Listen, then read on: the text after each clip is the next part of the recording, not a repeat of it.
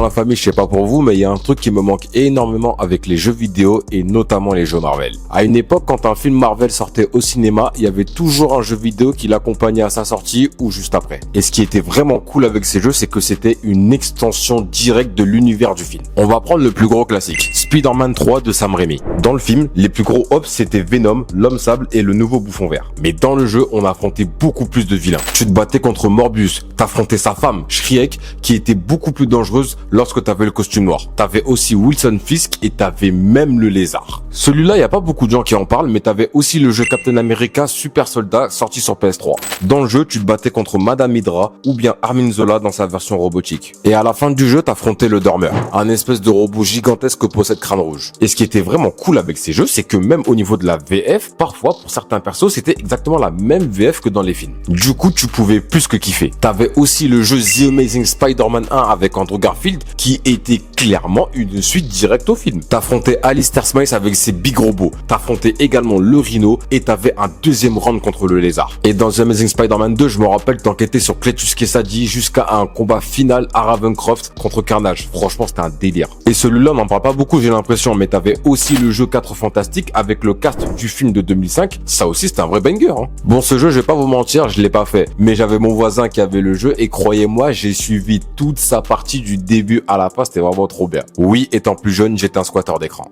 Bien évidemment, je me plains pas. Aujourd'hui, c'est plus pareil l'industrie du jeu vidéo. Les jeux demandent beaucoup plus de temps. Et bien sûr, il y a des jeux de super-héros qui sont vraiment incroyables et d'autres, c'est vraiment de la merde. On va pas se mentir, on se parle français. Avengers.